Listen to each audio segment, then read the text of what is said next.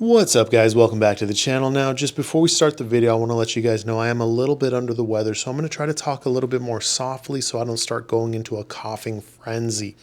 So today we're going to review the CSS Criton 1TD-X. I reviewed the original 1TD earlier, pretty much the beginning of the year, and man, I really like that speaker a lot. How much did I like it? Well, at one point CSS was like, hey, do you want us to send you the X upgrade so that you can upgrade your speakers to the TDX and, review those? And I was like, yeah, for sure.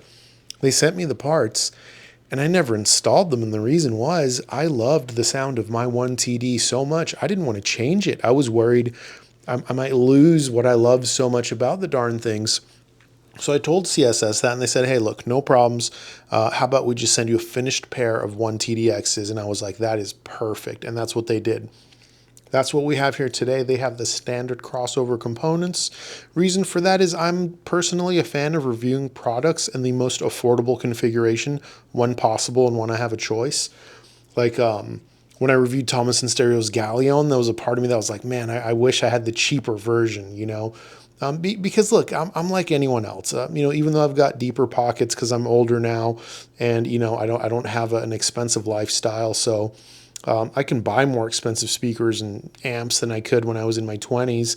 I'm still somewhat value-oriented person, right? We don't change a whole lot just because we have a couple of extra nickels to rub together. Anyway, I digress. We got the standard crossovers on the 1TDX. Let's throw the main specs on screen so you guys can check that out. I'll tell you about some standout features. I'll tell you what they sound like. We'll do some comparisons, and then we'll wrap up the video. So first and foremost, this is a DIY kit. You got to know that. These do not come assembled. Now, CSS does have a section on their website where they sell finished speakers. And this speaker is available finished with the superior parts for right around $2,400, I believe. Or you could buy this kit with the flat pack and everything you need to assemble it, minus, wood glue clamps and things like that, of course, for under $1,000. And I think that's a pretty good deal. Now, the idea behind DIY is kind of like well, this isn't really DIY, I guess, because someone else did the R&D to choose all these components. But, the assembly part is, the idea is that you're getting more for your money. You're getting a product that should punch above its weight. Is it true in this situation? Well, I reviewed the 1TD already, and if you already saw that video, you already know my answer, and it's absolutely yes. Oh my goodness. Yes, you get a lot for your money here. The sound quality and performance you get, these absolutely destroy every speaker under $1,000, just without a doubt. Let's just get that out of the way. You know what I mean? But let's talk about the standout features, and then I'll get into what they sound like, and then we'll do the comparison. So you got a 1-inch tweeter, you got a 7-inch mid-bass driver, and this thing is a monster. This speaker has a ton of bass, very strong, very powerful. Out back, you got a pair of binding posts, and it's not too complicated of an affair. Now, those of you that might be wondering, hey, like how hard is it to assemble these? Not too hard. And while I didn't assemble them myself, I do know a few things about assembling stuff like this. So one thing that's cool is the crossover board is labeled. Everything's labeled. It tells you where everything needs to go. They make it a no-brainer, right? I'd say the harder part for most people is probably just clamping down the cabinet properly when you glue it. This is not a difficult process, guys. Maybe finishing is probably the hardest part. Like if you got to put a good wood veneer, that's a little bit more of an art. But anyway, getting a little frazzled. Sorry, guys. Like I said, I'm a little bit under the weather. Let me tell you what the damn thing sounds like. So in the top end, we have a treble region that's going to be a little bit more forward than its little brother, the 1TD. This is not a focal speaker by any means. This is not a bright speaker by any means. I would still consider this a mostly neutral speaker in the treble region. Some may call it slightly dark. I'm going to call it dead to rights neutral in the treble region. Compared to the 1TD, it's got a little bit more sparkle, a little bit more air, a little bit more clarity. You know what I mean? A little bit better detail retrieval, a little bit more snap, a little bit more articulation, just overall more definition in the treble region. So for anyone that heard the 1TD and you're like, I wish that top end was opened up just a little bit, here you go. right? So that's the treble region. I have absolutely no complaints. You know, imaging and staging and things like that, we're all in line with what you would expect around this price. They stage as well as most speakers I've heard in and around this price. Moving down to the mid-range is where they start to really spread their legs apart from other speakers in and around this price. So the 1TD's mid-range and the 1TD-X's mid-range is identical, and that's a very good thing because that mid-range, like I said, it punches above its weight quite a bit. It's warm, it's tonally rich, it's very full sounding because the speaker's got very strong and competent bass. Human voices sound fantastic. Instruments have a sense of realism, depth, and body to them. It's just, look, it's a fantastic mid-range. It really is. It's absolutely fantastic. Moving down to the bass, whether you have the 1TD or the X version, again, you're going to get the same bass that is strong, competent, powerful, controlled, and extends lower than any bookshelf speaker I've ever reviewed. So basically what I'm telling you is from the mid-range down to the bass, the 1TD and the 1TD-X are identical. There is no difference, and that's a fantastic thing because the mid-range and bass is fantastic on both speakers. The difference is essentially how much treble do you want? You want a speaker that's on the darker side of neutral just a little bit? A speaker that's essentially warm from absolutely top to bottom? That's going to be the most affordable version of the 1TD, right? Now, if you want a speaker that's more warm in the mid-range than the bass, but you still want that little bit more clarity in the top end, you're going to go for the 1TD-X. It's just that simple. The price difference is not very substantial either. So, you know, I would say for the most part, unless you know you like a dark speaker, spend the extra and go for the X. I think most people are going to prefer that. I happen to like a darker speaker, so I love the 1TD. But I like the 1TD-X a lot too. And if you forced me to pick one, honestly, I'd just flip a coin because I like both a lot. Let's talk about amplification real quick because it is very important, especially when a speaker's got a lot of bass. Now, CSS speakers are not the easiest to drive. I've said this in my other reviews. They don't need hulking monoblock power amplifiers, but they do need good, honest power. Let me tell you what I wouldn't use first. I wouldn't use an inexpensive AVR under $500. I would not use an inexpensive stereo amplifier like a Yamaha RS202. Look, I like the Yamaha RS202 a lot. I think for $169, it's a fantastic amplifier and it sounds very good, but it does not have much power at all. And I'll tell you what, Yamaha knows it doesn't have a lot of power because they rate its wattage 40 to 20 instead of 20 to 20, which is, you know, a little bit fudgy, but that's another story. So that's what I wouldn't use, okay? I wouldn't use any, you know, 2 or 3 watt tube amplifiers either, by the way. What I would use on the most affordable side is something like an Emotiva TA1. That amplifier's got good, strong, honest power, or its bigger brother, the TA2. Now, I'm sure there are some cheaper amplifiers that could probably drive the 1TD or the 1TD-X just fine. There's a lot of inexpensive Class D amps that come out of Asia that have a lot of wattage, and I'm sure those would perform just fine. Also, I'm just not an expert when it comes to the inexpensive $200 and $300 Class D amplifiers that come out of Asia, so I don't want to really speak on that. Other amps that are going to be fantastic, obviously the Kinky Studio Choco Ime, match made in heaven, fantastic. If you want a tube amplifier, Thomas & Stereo's Galleon. If you've got deeper pockets, absolutely fantastic. If you want a more modern amp, but still a purist piece in some ways, the Hagel H190, and I believe that's on sale right now. Good pairing. You know, so just to be clear, look, you don't have to spend $2,000 to $4,000 on an amp. I know most of the amps I mentioned were around that price, but the Emotiva TA1 is $549, and that's a great pairing too. And here's the interesting thing. So most speakers, when you use really inexpensive amps like the Emotiva TA1, and then you step up to something that's like $4,000, it's a substantial difference. It's not with the 1TD or the 1TD-X. There is an upgrade still, don't get me wrong, but most of the goodness is available even with inexpensive amplification, as long as your inexpensive amplification has good, honest, clean power. The speakers don't seem to be too picky outside of that.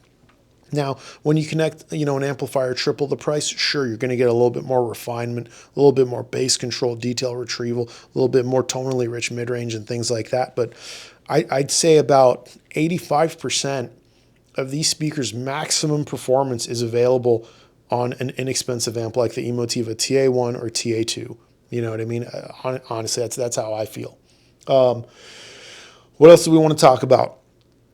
Let's talk about low volume performance real quick. The 1TD-X is going to be a little bit better at lower volumes than the 1TD because, again, it's a little bit more open in that treble region.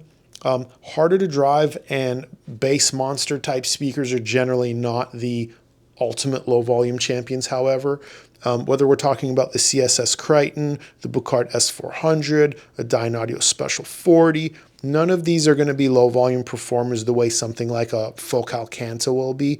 It's just a different type of speaker. Again, usually really easy to drive speakers that are a little bit more forward. Generally, those are the low volume champions.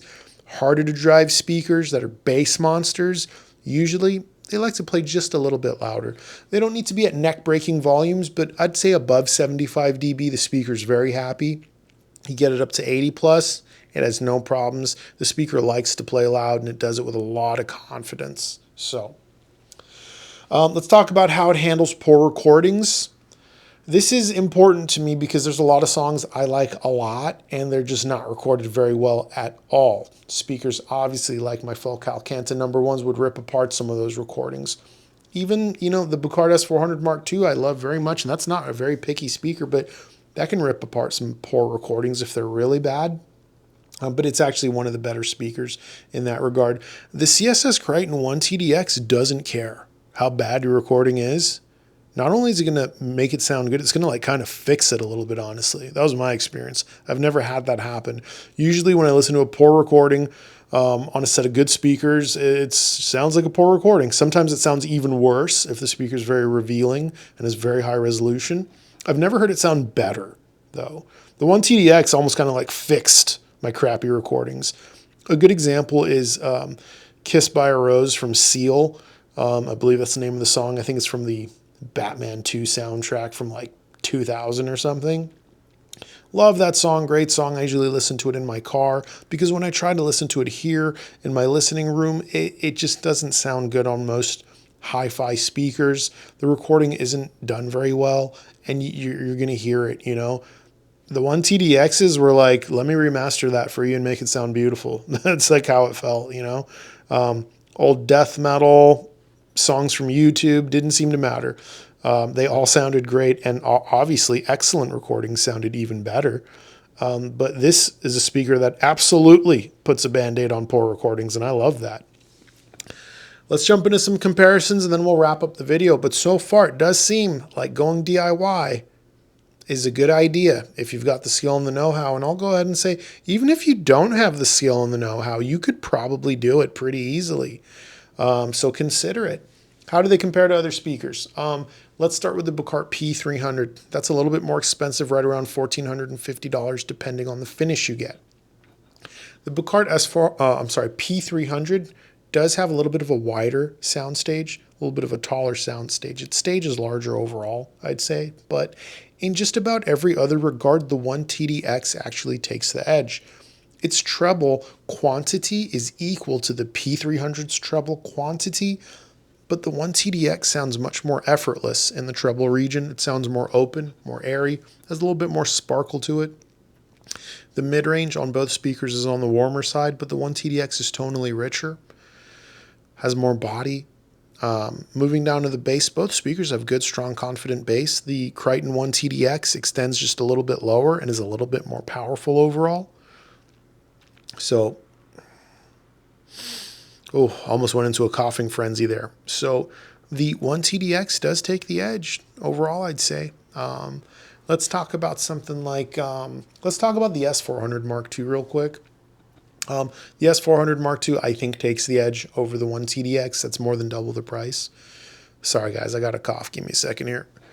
I'm not even going to edit that out. I don't care.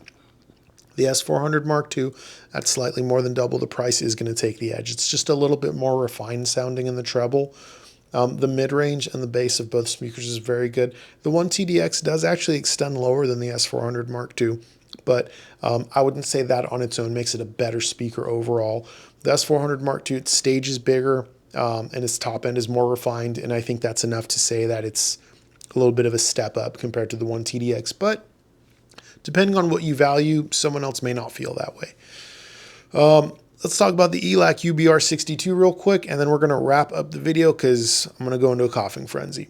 I think the 1TD-X is better than the ELAC UBR62 pretty much across the board. That speaker is about $1,400, I believe. So again, we're seeing the 1TD-X does punch above its weight. I've shown you 2 examples where it's better than 2 speakers that are a few $100s more, and the 1TD-X is better. The UBR62 is not a bad speaker in any way. It's actually a very good speaker, and I think a lot of people like it a lot.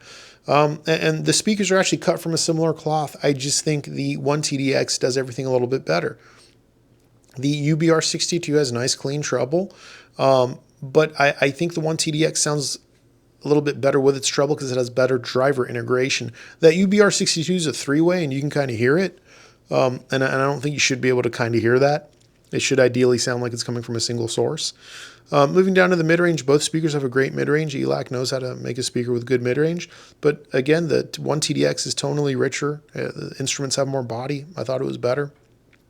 And moving down to the bass, look, the 1TD-X just absolutely slaughters the ELAC UBR62 with regards to bass. It's not even a competition. The 1TD-X has far more bass, better control, more extension. However you want to describe bass, the 1TD-X is just way better. The 1TD and the 1TD-X are both a subwoofer optional speaker. I can't believe I'm saying it. All right, I'm about to lose my voice. So on that note, we're going to wrap up the video. This YouTube channel does have a free Discord. Hop in there if you'd like to chat. You can ask questions in the comments. If you ask questions, try to make them clear. And do me a favor, don't tell me what someone else said. I've had a few comments recently where someone says, some other YouTuber said XYZ, and then they go to ask their question. I don't need to know about that. I don't care what someone else said. I really don't. It makes it weird. It makes it sound like a loaded question. Just ask your question. I'll answer it, you know. All right, guys. Until next time, later.